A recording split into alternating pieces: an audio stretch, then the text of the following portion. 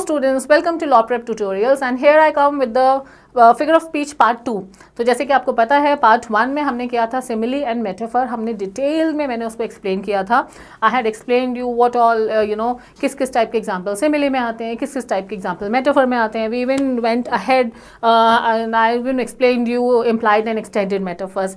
आज के इस वीडियो में हम करेंगे personification, apostrophe and pathetic fallacy, है ना। ये थोड़ा सा नया लग रहा है देखने में, चलो इसको समझते हैं क्या चीज़ है। पर्सोनिफिकेशन आप लोगों को ऑलरेडी पता होगा। पर्सोनिफिकेशन में बहुत सारे एग्जांपल्स आपने मॉक में देखे होंगे एंड अपने प्रीव्यू में देखे होंगे। जब भी हम किसी भी नॉन लिविंग चीज़ को या फिर किसी भी कोई भी क्वालिटी या फीलिंग वाली जो चीज़ें होती हैं, हम जब उनको इस तरह से परसीव करते हैं कि उनके अंदर कुछ लाइफ है या इंटेलिजेंस है, वो सिंपल पर्सोनिफिकेशन होता है ना। सो पर्सोनिफिकेशन में क्या होता है, इन एनिमेट थिंग्स या फिर एब्स्ट्रैक्ट नोशंस, ये दो चीज़ आपको ध्यान रखना है। Inanimate things and abstract notions, these are spoken of as if they have life and intelligence, ये होता है पर्सोनिफिकेशन। फटाफट मैं कुछ एग्जाम्पल्स बता देती हूँ पर्सोनिफिकेशन के। This is something that you already know, तो मैं इसको जल्दी जल्दी कराऊंगी। जो नहीं पता है ना, हम उसमें थोड़ा सा टाइम लगाएंगे, है ना। चलो personification, let us quickly see the examples written here. The leaves whispered as we walked by, ठीक है। So when I say the leaves whispered, so leaves क्या कर रहे हैं, leaves whisper कर रहे हैं। तो इस सेंटेंस में how this is personification, leaves जो है, leaves को मैंने ऐसे शो करा है कि leaves can whisper, okay। Time flies when you are having fun, मैंने टाइम को एक एट्रीब्यूट दे दिया कि टाइम फ्लाई कर रहा है। Death knocked at his door, knocked मैंने नॉक एक ह्यूमन वाला एट्रीब्यूट है जो मैंने डेथ के साथ रिलेट करा। The sun stretch its golden arms, so stretching one's arms is something that only a human can do, है ना। शाहरुख खान याद आ गया ना इससे, ऑलराइट। सो यहाँ पे हमने वो शाहरुख खान वाली जो है ना, वो जो बाहें फैलाने वाली जो चीज़ होती है, वो हमने किसको दे दी, वो हमने सन को दे दी, okay. The door protested as it creaked open, so door के साथ हमने protest यूज कर दिया। The clock stared at me with its unblinking face. The candle flame danced in the darkness. So all those words where I have encircled or underlined, ये वो qualities हैं जिससे हमें ये पता चल रहा है कि जिस भी subject के लिए हमने ये word यूज करा है, तो somewhere we can see that ये for example leaves हो गया, time हो गया, death हो गया, sun, door, clock and candle, हमने इनको ऐसा दिखाया है इन sentences में कि इनके अंदर life है, इनके अंदर इंटेलिजेंस है, दे have life in them, okay. When I say the leaves whisper, तो लीव्स विस्पर कर रहे हैं। कोई एक, अब ये पेन विस्पर कर सकता है क्या, नहीं कर सकता, लेकिन मैंने लीव के साथ विस्पर क्यों करा, बिकॉज इसको मैंने पर्सोनिफाई किया है, ठीक है। Time flies, death knock, sun stretch, so all these are examples of personification, okay. Let us see next. अच्छा, पर्सोनिफिकेशन यूज़ क्यों करते हैं, जितने भी फिगर ऑफ स्पीच है ना, इनको हम यूज़ करते हैं अपनी लैंग्वेज को और ज़्यादा ब्यूटीफाई करने के लिए, okay. Usually all the figure of speech are used in poems, and poems में हम क्यों यूज़ करते हैं, लैंग्वेज को और ज़्यादा इंटेंसीफाई करने के लिए, और ज़्यादा ब्यूटीफाई करने के लिए we use all the figure of speech, ठीक है। चलो, laughter holding both her sides, अगर कोई बहुत ज़ोर ज़ोर से हंस रहा है ना, rather than saying that she was laughing, if I say laughter holding both her sides, देखो लैंग्वेज कितनी ब्यूटीफाई हो जाती है थोड़ा सा अगर हम फिगर ऑफ स्पीच यूज़ कर लेते हैं, right. Pride goes forth on horseback, grand and gay comes back on foot, begging its way. अगर हम ध्यान से देखेंगे तो यहाँ पे एक एब्स्ट्रैक्ट नोशन है जिसको हमने पर्सोनिफाई किया है। Can you find out what is that abstract notion, वो कौन सा एब्स्ट्रैक्ट क्वालिटी है जिसको हमने पर्सोनिफाई किया है। Yes, it is pride. ये जो दो लाइन है, इनका मतलब क्या है, इनका मतलब ये है कि जब किसी के अंदर घमंड आता है ना, so when you have that pride inside you, so pride goes forth on horseback, grand and gay. तो जब आपके अंदर घमंड आ रहा है तब you are like very happy and you think that you are the only one, but comes back on foot begging its way. जब घमंड खत्म होता है, जब घमंड आपका जाता है, that time it's like you are begging. So that is what in such a beautiful way the word pride has been personified here. All right. The wind whispered lullabies to the weary travelers. ठीक है, lullabies का मतलब होता है लोरी, जो बचपन में बच्चे सुनते थे ना, उनको lullabies बोलते हैं। So wind जो है, wind whisper कर रही है, so wind के साथ मैंने whisper यूज करा। The shadows crawled across the walls like spies. So shadow जो है वो crawl कर रही है। Jealousy slithered into his heart like a snake. Slithered generally हम यूज करते हैं किसी भी रेप्टाइल के लिए स्लिथर का मतलब होता है रेंगना, है ना, स्नेक के लिए यूज़ कर सकते हैं, तो किसी भी रेप्टाइल के लिए हम स्लिथर्ड वर्ड यूज़ करते हैं, लेकिन यहाँ पे मैंने स्लिथर्ड किसके लिए यूज़ करा है, जेलेसी के लिए यूज़ करा है। सो बेसिकली पर्सोनिफिकेशन का मतलब होता है जब हम किसी भी इनएनिमेट चीज़, इनएनिमेट का मतलब होता है नॉन लिविंग चीज़, ठीक है, जैसे मैंने आपको बहुत सारे एग्जाम्पल्स दिखाए, या फिर कोई भी एब्स्ट्रैक्ट नोशन। एब्स्ट्रैक्ट नोशंस में आपकी दो चीज़ें आती हैं, क्वालिटी एंड फीलिंग्स, ठीक है, लव, ऑनेस्टी, प्राइड, ये सारी चीज़ें आती हैं आपकी एब्स्ट्रैक्ट नोशंस में। तो जब हम इन दोनों चीज़ों को ऐसे यूज़ करते हैं किसी भी सेंटेंस में जिससे हमें लगे कि इन दोनों चीज़ों में लाइफ है और इंटेलिजेंस है, वो होता है हमारा पर्सोनिफिकेशन। आई होप पर्सोनिफिकेशन सबको समझ आ गया है, ठीक है। अगर पर्सोनिफिकेशन समझ आ गया है तो let us move to the next one. सबको अगर पर्सोनिफिकेशन समझ आ गया एक बार मुझे कमेंट्स में बता ज़रूर देना कि यस मैम समझ आ गया, ठीक है। तो फिर हम आगे बढ़ते हैं, चलो। So you can just take down or you can take a screenshot of the definition of personification. Personification is a figure of speech in which human qualities or emotions or actions are attributed to non-human things such as animals, objects, ideas or natural forces, ठीक है। तो basically हम क्या करते हैं, जो भी personification है, it is such a figure of speech जिसमें ह्यूमन क्वालिटीज़ जो हैं और इमोशंस हैं या एक्शंस हैं, ये हम किसको देते हैं, ये हम देते हैं नॉन ह्यूमन थिंग्स को। नॉन ह्यूमन थिंग्स में क्या आ गया, जिसमें आ गया एनिमल्स। कितनी बार बच्चे पूछते हैं कि मैम एनिमल तो लिविंग है, ट्रीज तो लिविंग है, ठीक है, लीव्स तो लिविंग है, तो उनको हम पर्सोनिफाई क्यों करें? बेटा I know they are living. हम नॉन ह्यूमन चीज़ों को जब वो एट्रीब्यूट देते हैं तब उसको पर्सोनिफिकेशन बोलते हैं, ठीक है। तो जैसे कि इसमें आ गया एनिमल्स, ऑब्जेक्ट्स, आइडियाज और इवन नेचुरल फोर्सेज। तो इन चीज़ों को जब हम ह्यूमन लाइक एट्रीब्यूट्स देते हैं इसको पर्सोनिफिकेशन कहते हैं, ठीक है। ह्यूमन लाइक एट्रीब्यूट्स क्या होते हैं? It could be anything like thinking, acting, feeling, dancing, eating, anything, कोई भी, जैसे हमने देखा slithering, whispering, all these are attributes, all these are human like attributes. तो जब हम ह्यूमन क्वालिटीज़ देते हैं किसी भी नॉन लिविंग चीज़ को, नॉन लिविंग मेरे ख्याल से बोलना थोड़ा सा हम जनरली नॉन लिविंग बोलते हैं ना, तो उसको हम नॉन ह्यूमन चीज़ें बोलते हैं, ठीक है, क्योंकि इसमें एनिमल्स भी आ जाएगा, ट्रीज भी आ जाएंगे, प्लांट्स भी आ जाएंगे, ये सारी चीज़ें आ जाएंगी, क्वालिटीज़ आ जाएंगी, फीलिंग्स आ जाएंगी। तो हम जब किसी भी क्वालिटी या फीलिंग या एनिमल या ट्री या ये पेन, ये डेस्क, मेरे आसपास जितनी भी चीज़ें हैं, ठीक है, हम उनको इस तरह से दिखाते हैं कि इनके अंदर लाइफ है, इनके अंदर इंटेलिजेंस है, दैट इज पर्सोनिफिकेशन, ठीक है। चलो आगे बढ़ते हैं। Next is apostrophe. Apostrophe is also a form of personification, but apostrophe और पर्सोनिफिकेशन में डिफरेंस देखो। पर्सोनिफाई में मैंने ये बोल दिया, फॉर एग्जाम्पल दैट अभी मेरे सामने यहाँ पे एक घड़ी लगी हुई है, ठीक है। तो पर्सोनिफिकेशन में मैंने क्या बोला? The time is running, okay. इस चीज़ को अच्छे से समझना, मैंने बोला द टाइम इज रनिंग, और आई can say the clock is running, ठीक है। सो when I say the clock is running, तो मैंने क्लॉक को, जो कि एक एक नॉन लिविंग चीज़ है, मैंने उसको कौन सा एट्रीब्यूट दिया? मैंने उसको रनिंग का एट्रीब्यूट दे दिया, ठीक है। सो when I say the clock is running, that is personification, because मैंने क्लॉक को एक ह्यूमन एट्रीब्यूट दे दिया।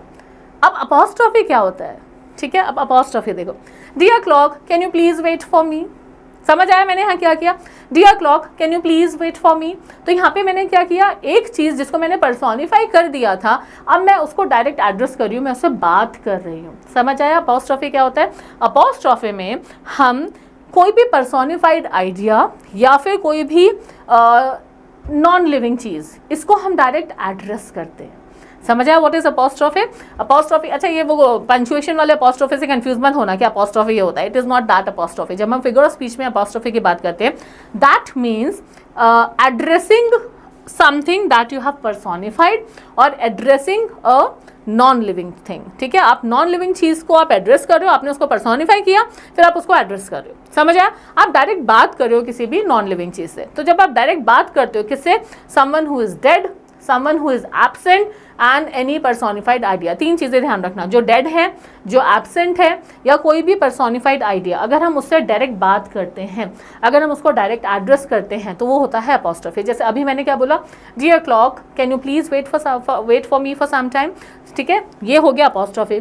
क्लॉक इज रनिंग, ये हो गया पर्सोनिफिकेशन। दोनों में डिफरेंस समझ आया? Clock is running personification, dear clock please wait for me, so ये हो गया अपॉस्ट्रोफी, ठीक है। तो अपॉस्ट्रोफी के कुछ एग्जांपल्स देख लेते हैं तो make the things more clear. O time stop for a while, है ना। जब मैंने बोला O time stop for a while, तो मैं किससे बात कर रही हूँ? मैं टाइम से बात कर रही हूँ। टाइम एक एब्स्ट्रैक्ट चीज़ है ना। क्लॉक तो एक नॉन लिविंग चीज़ होगी, लेकिन टाइम एक एब्स्ट्रैक्ट नोशन है, तो मैं टाइम से सीधा बात कर रही हूँ। O time stop for a while, ठीक है। O God give me strength. So when I say O God give me strength, so हम जनरली कहाँ यूज़ करते हैं, एब्स्ट्रैक्ट नोशंस के साथ यूज़ करते हैं, डेड के साथ यूज़ करते हैं, समवन हु इज एब्सेंट हम उनके साथ यूज़ करते हैं, हम हर जगह अपॉस्ट्रोफी यूज़ करते हैं। 7 you are my lucky number, हम बेटा कई बार जो है ना अपॉस्ट्रोफी हम डेली लाइफ में इतनी बार यूज़ कर लेते हैं कि हमें समझ ही नहीं आता है कि हमने अपॉस्ट्रोफी यूज़ कर दिया। For example let me just give a small example, ठीक है। I am writing and you know while I am writing there is some glitch और ये पेन मेरा चल नहीं रहा है, ठीक है।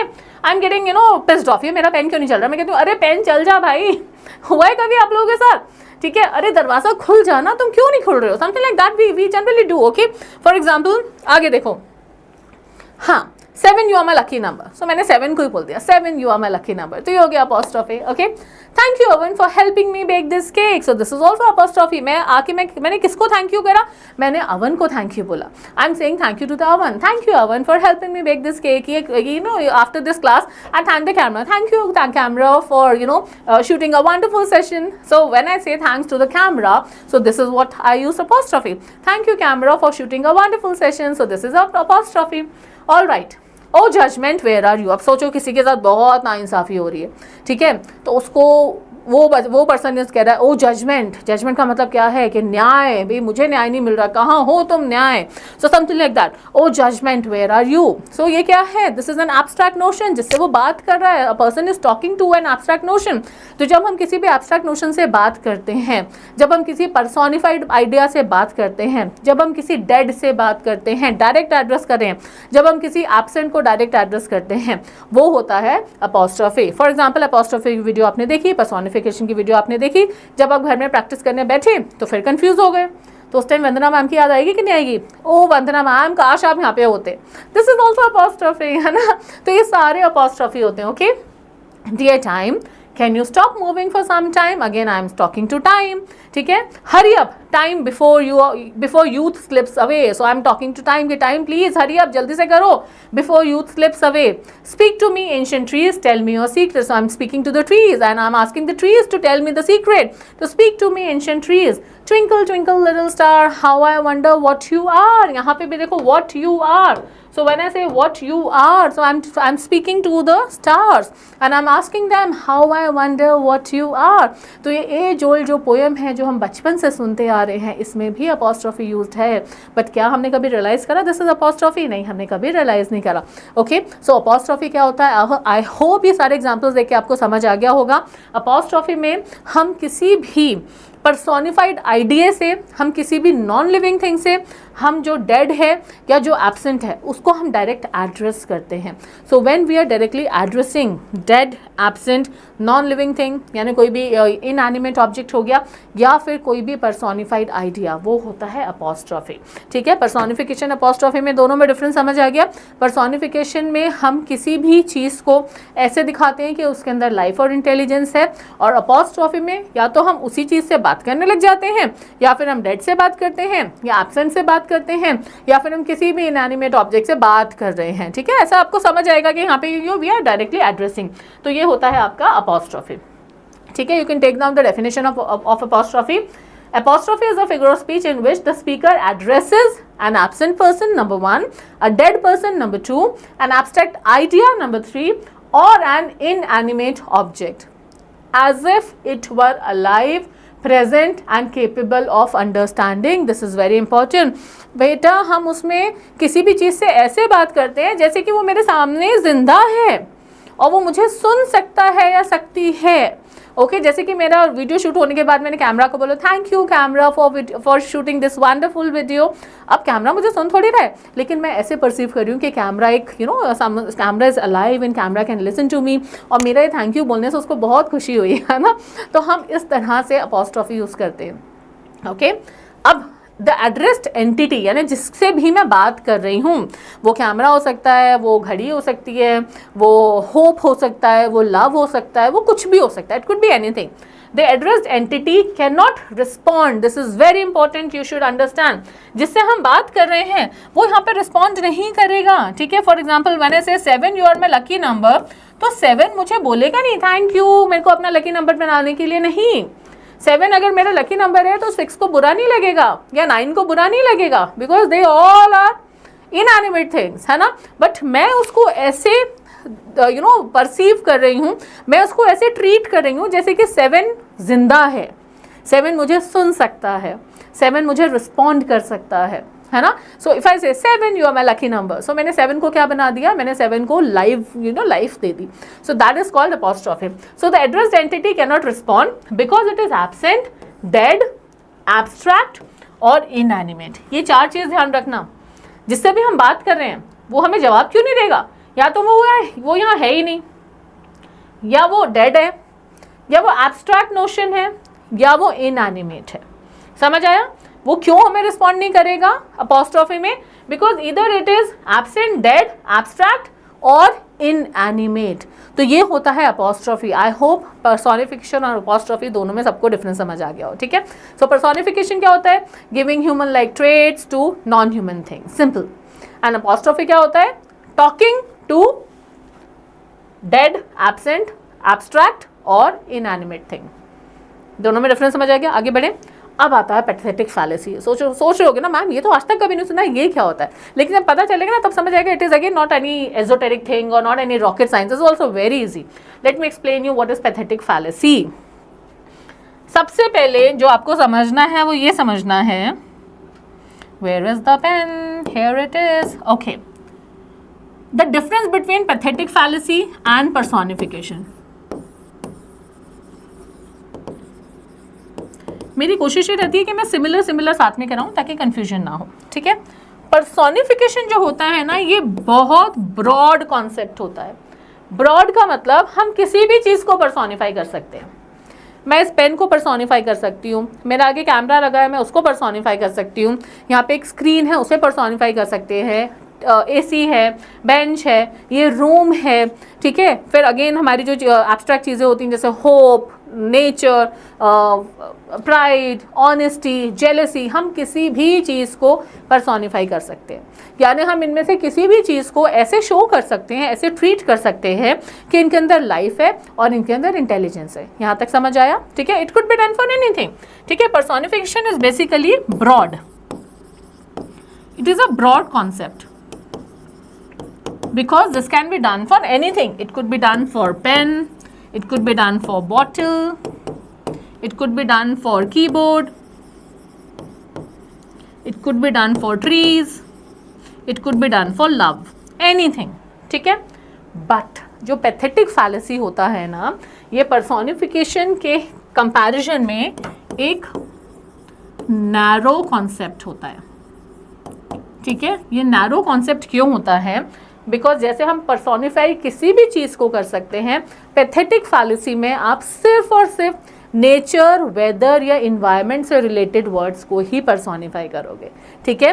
सो this is related only with nature, ठीक है। नेचर के साथ में वेदर हो गया या फिर इन्वायरमेंट हो गया, ठीक है। So nature, weather and environment, इतना आपको ध्यान रखना है पैथेटिक फैलेसी में, ठीक है। पैथेटिक फैलेसी भी पर्सोनिफिकेशन के जैसा ही होता है, but pathetic fallacy is only use for words related to nature, words related to weather, words related to environment, storm, clouds, rain, mountain, snow, trees, forest, इन सब वर्ड को ही हम जब पर्सोनिफाई करते हैं तब पैथेटिक फैलेसी यूज होता है, ठीक है। अब आप सोचोगे कि ma'am for example let me show you some examples to make it clear. चलो for example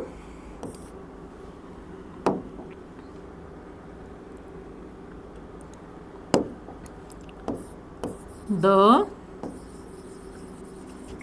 clouds are dancing. So when I say the clouds are dancing, what is this?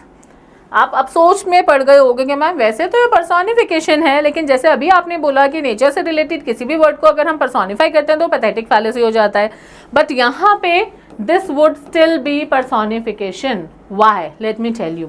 यहाँ पे हमने एक वर्ड लिया है क्लाउड्स और उसको हमने एक ह्यूमन क्वालिटी दे दी है कि दे आर डांसिंग, तो ये पर्सोनिफिकेशन है। पैथेटिक फैलेसी ये होता है हम ये जो भी नेचर, वेदर या एनवायरनमेंट से रिलेटेड जो वर्ड है उसके साथ हम एक ऐसा एडजेक्टिव डालें जो ह्यूमन से रिलेटेड होता है। For example if I say the happy clouds are dancing, अब ये बन गया पैथेटिक फैलेसी। समझ आया?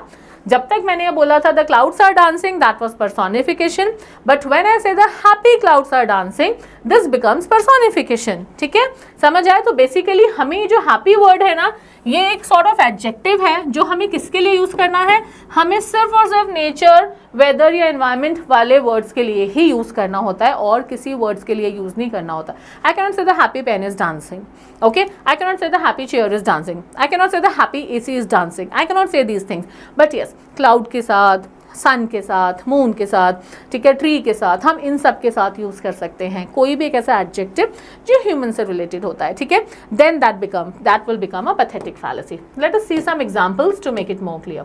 ठीक है, पहले तो इन दोनों का डिफरेंस देख लो। इन दोनों का डिफरेंस का आप एक सब लोग, I want you all to take a screenshot. First thing that you need to know is the scope. The scope of personification, जैसे मैंने बताया, इज ब्रॉड। ठीक है, it can apply to anything. Anything means it can be applied to objects, ideas, animals, anything. But scope of pathetic fallacy is narrow. This applies only to elements of nature. ठीक है, इसमें क्या आता है, इसमें weather आएगा, season आएगा, landscapes आएंगे। इतना समझ आया? So personification is a broader scope which applies to anything और everything, but pathetic fallacy is a narrow scope that applies only to elements of nature. Next, take care of the definition as well. Personification is attributing human traits, emotions or action to non-human objects or abstract ideas. अब pathetic fallacy क्या होता है? This is a specific type of personification where nature, weather, landscape, etc. is given human emotions to reflect the mood. समझ आया? हमने जब बोला the clouds are dancing, लेकिन जब मैंने कोई ऐसा adjective लगा दिया जिससे मुझे ये समझ आया कि क्लाउड का मूड कैसा है, The clouds are happy, the clouds are furious, the clouds are sad, है ना? तो हम ऐसा कोई अगर वर्ड लगा देंगे जिससे हमें मूड रिफ्लेक्ट हो जाए, दिस इज वेरी इंपॉर्टेंट बेटा, इस चीज को अंडरलाइन कर लेना, something very important. Where is my pen? मेरा पेन गायब हो जाता है जल्दी जल्दी। हाँ please, it is given human emotion to reflect the mood. किसको हमने ह्यूमन इमोशन दिया? The word related to nature, weather, landscape, etc. This is given human emotions to reflect the mood. This is the most important thing that you must know and understand. जो भी cloud है, rain है, storm है, trees हैं, mountains हैं, इन words के साथ एक verb आ गया जिससे वो personify हो गया। लेकिन इन वर्ड्स के साथ हमें कोई ऐसा adjective डालना है जिससे हमें इन वर्ड्स का मूड पता चले।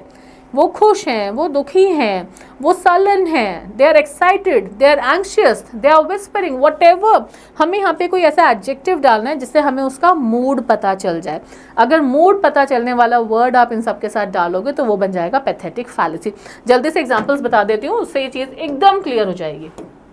चलो, कुछ एग्जाम्पल्स मैंने लिए हैं ताकि ये दोनों चीज़ आपको एक साथ समझ आ सके। ठीक है, the clouds are dancing in the sky. यहाँ पे क्या है? When I say the clouds are dancing in the sky, this is personification. Clouds को मैंने डांस करवा दिया। ओके, ये जस्ट मैंने अभी समझाया था। But when I say the happy clouds are dancing in the sky, तो मैंने क्लाउड्स के साथ क्या यूज कर दिया? मैंने हैप्पी यूज कर दिया। ठीक है, when I say the wind is singing through the trees, तो यहाँ पे मैंने क्या यूज करा? The wind is singing through the trees. Okay, so wind sing कर रही है, ये तो हो गया पर्सोनिफिकेशन। बट अगर मैं कोई यहाँ पे विंड के साथ कोई ऐसा वर्ड डालूं जिससे हमें विंड का इमोशन समझ आ जाएगा, हमें विंड का मूड समझ आ जाएगा कि विंड जब सिंग कर रही थी तो उसका खुद का मूड कैसा था। So I can say the cheerful wind is singing through the trees, है ना? तो यहाँ पे चीयरफुल वर्ड जो मैंने डाला विंड के साथ, इससे ये पैथेटिक फैलेसी बन जाएगा। Okay, the river runs swiftly to the sea, ये हो गया personification. The restless river runs swiftly to the sea. जब मैंने वर्ड restless डाला यहाँ पे रिवर के साथ, तो उससे हमें मूड, ह्यूमन इमोशन पता चल गया कि रिवर कैसी थी। रिवर बहुत ज़्यादा उतावली थी, रिवर बहुत ज़्यादा रेस्टलेस थी। तो बेसिकली क्या होता है, आई होप इससे आपको समझ आ रहा होगा। Where is my pen? Wait, anyways मेरा ना पेन पता नहीं कहाँ चला जाता है बार बार।